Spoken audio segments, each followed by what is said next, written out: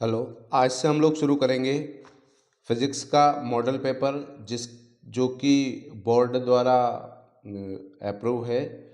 और इसके अंदर उन्होंने जितने भी महत्वपूर्ण क्वेश्चन हैं उन महत्वपूर्ण क्वेश्चनों का एक सेट बना के दिया है। और उम्मीद ऐसी है कि इसी तरह के पैटर्न से या इसी तरह के या इन्हीं प्रश्नों में से अक्सर प्रश्न पूछे जाएंगे। यदि हम लोग इस पूरी सीरीज को पूरा कर लेते हैं तो निश्चित रूप से हमें बहुत अच्छे नंबर प्राप्त होंगे। तो देखते हैं, हमारा ये प्रश्न बैंक है और प्रश्न बैंक में ये कक्षा 12वीं विषय फिजिक्स। यहाँ सबसे पहले हम सॉल्व करेंगे सही विकल्प चुनकर लिखिए। तो सही विकल्प चुनकर लिखिए, इसके अंतर्गत हम शुरू करते हैं। इन प्रश्नों को सॉल्व करते समय हम विशेष करके ध्यान रखेंगे कि इससे रिलेटेड अगले भी यदि कोई क्वेश्चन हो तो इसी तरीके से हम सॉल्व कर सकें। जैसे पहला दिया है एप्सिलॉन नॉट। ये जो है एप्सिलॉन नॉट है, जो कि आपको E0 दिख रहा है, वो एप्सिलॉन नॉट का मात्रक है। तो इसका मात्रक निकालेंगे हमें फार्मूले से पता होना चाहिए कि F बराबर होता है 1/4 एप्सिलॉन नॉट Q1 Q2 बटे आर स्क्वायर। तो यहाँ से एप्सिलॉन नॉट की वैल्यू चाहिए, तो एप्सिलॉन नॉट बराबर ये F नीचे चला जाएगा 4πF Q1 Q2 बटे आर स्क्वायर। यहाँ से हम निकाल लेंगे क्योंकि 4π तो विमाहीन राशि है और ये हो जाएगा Q1 Q2 यानी कूलाम। तो ये हो जाएगा आपका कूलाम का वर्ग। F जो है न्यूटन, तो न्यूटन हो गया, इंटू आर स्क्वायर मतलब मीटर स्क्वायर। तो जो मात्रक बना वो कूलाम स्क्वायर बटे Newton into metre square.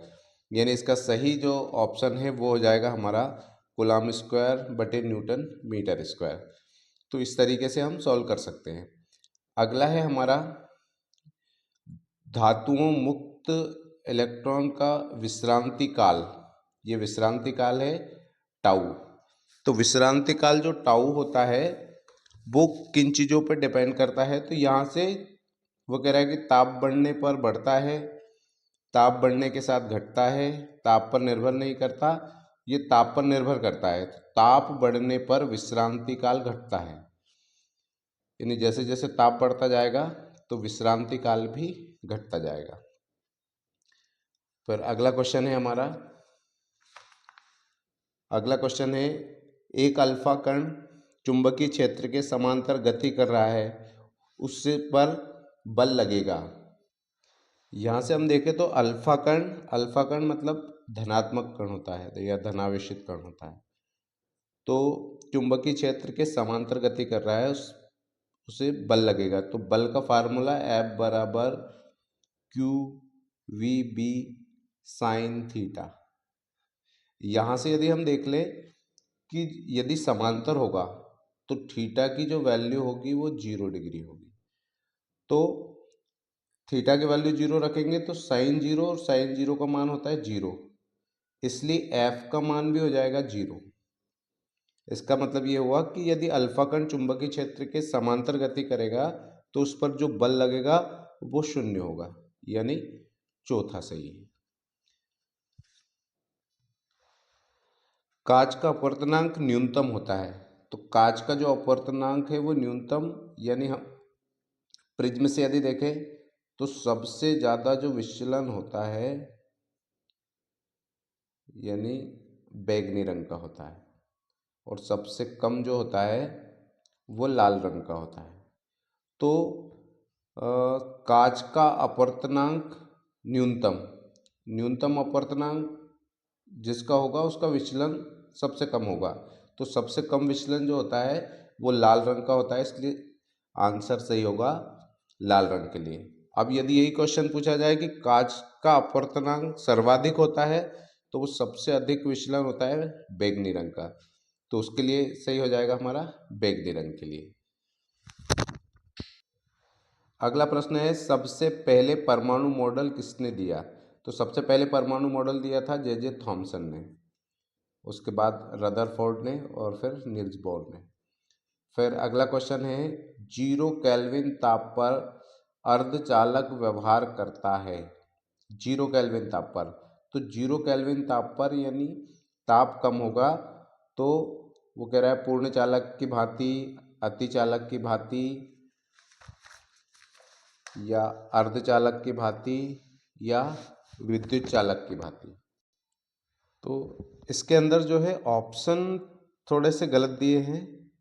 0 kelvin ताप पर जो अर्धचालक होगा वो कुचालक की तरह व्यवहार करेगा, कुचालक या विद्युत रोधी की तरह व्यवहार करेगा, परंतु जैसे जैसे ताप बढ़ाते जाएंगे तो वो चालक की तरह व्यवहार करेगा। अगला है हमारा 1 कूलाम आवेश में इलेक्ट्रॉनों की संख्या होती है। तो इसको हम निकाल भी सकते हैं, या आपने याद किया हो तो जो इलेक्ट्रॉन की संख्या है वो 6.25 × 10⁻18 होती है। निकालने को हम इस फार्मूले से निकाल सकते हैं, Q = Ne।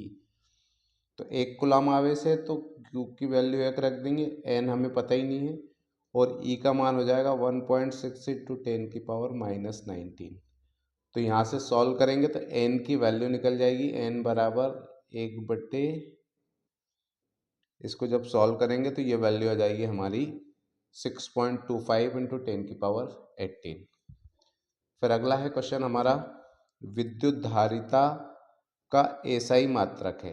विद्युत धारा का जो मात्रक है वो होता है, धारिता पूछा है यहाँ पे ध्यान रखना है, विद्युत धारिता का मात्रक होता है फैराड। फिर है एक गतिमान आवेश उत्पन्न करता है। तो ये ध्यान रखना है कि जो स्थिर आवेश है वो विद्युत क्षेत्र उत्पन्न करता है, जो गतिमान आवेश है वो विद्युत क्षेत्र तथा चुंबकीय क्षेत्र दोनों उत्पन्न करता है, और एक त्वरित आवेश जो है वो विद्युत चुंबकीय विकिरण उत्पन्न करता है। तो यहाँ ध्यान रखना है, इससे रिलेटेड ऐसे क्वेश्चन पूछे जा सकते हैं। तो एक गतिमान आवेश उत्पन्न करता है तो इसका सही ऑप्शन हो जाएगा विद्युत क्षेत्र तथा चुंबकीय क्षेत्र दोनों। फिर अगला क्वेश्चन है हमारा निम्न की चुंबकीय प्रवृत्ति अल्प किंतु धनात्मक होती है। तो इस प्रश्न में निम्न की चुंबकीय प्रवृत्ति अल्प किंतु धनात्मक होती है।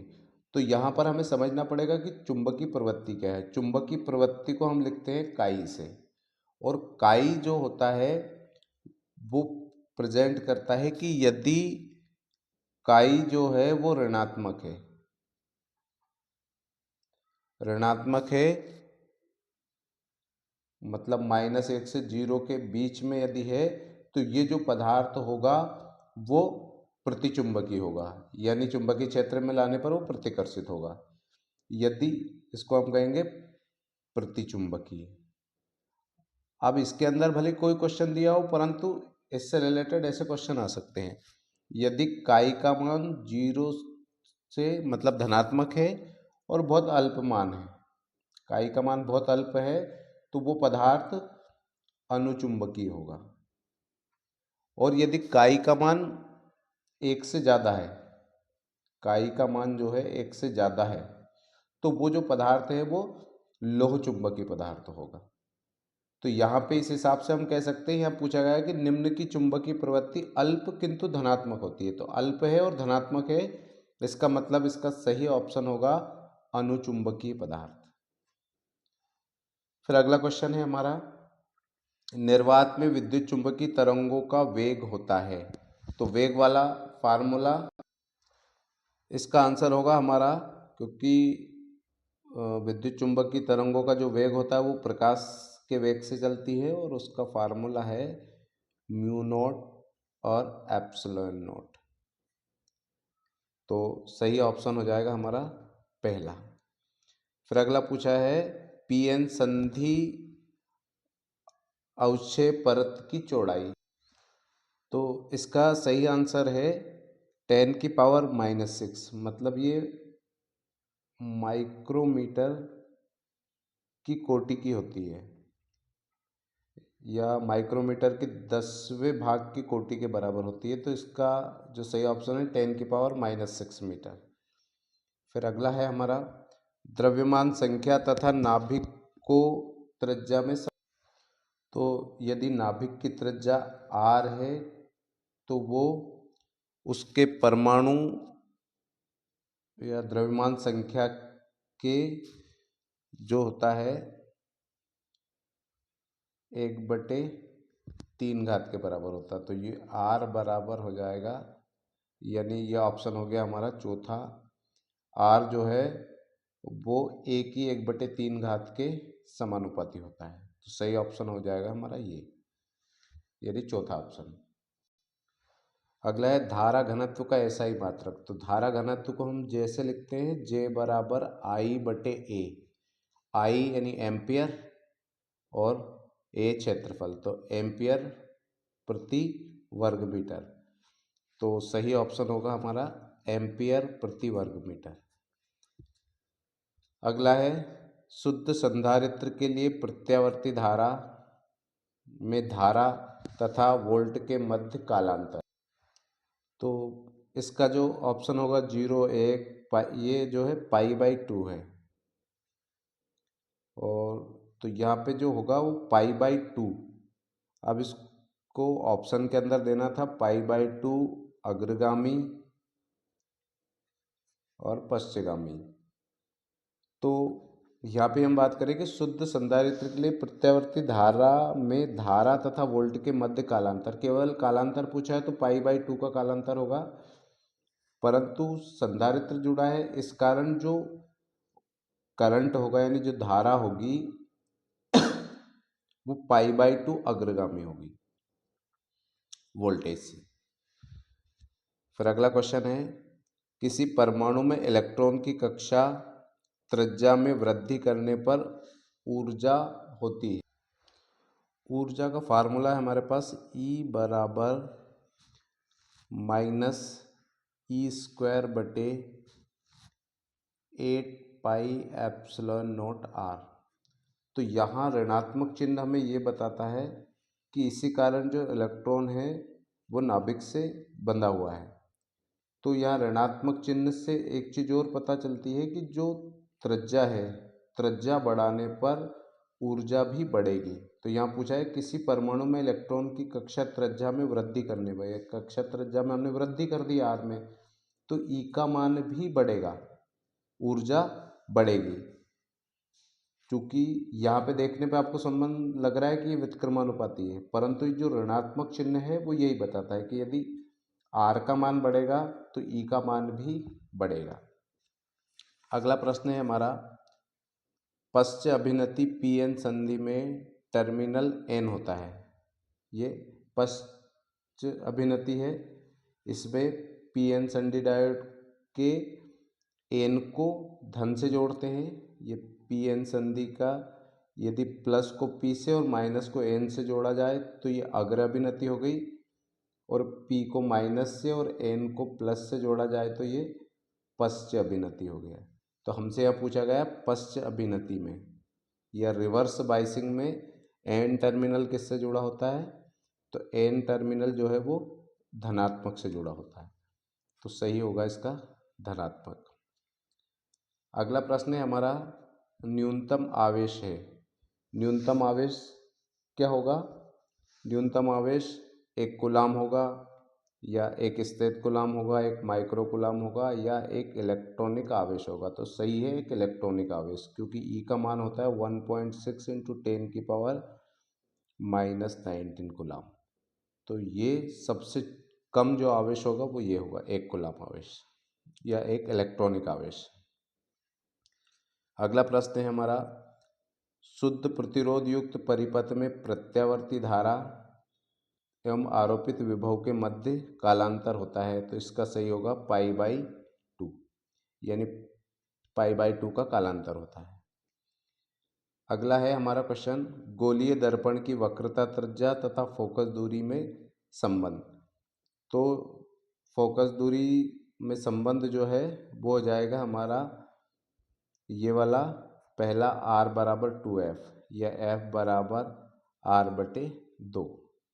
तो सही जो ऑप्शन है हमारा वो r बराबर 2f। फिर पूछा जा रहा है ओमी प्रतिरोध है। तो ओमी प्रतिरोध जो है इसका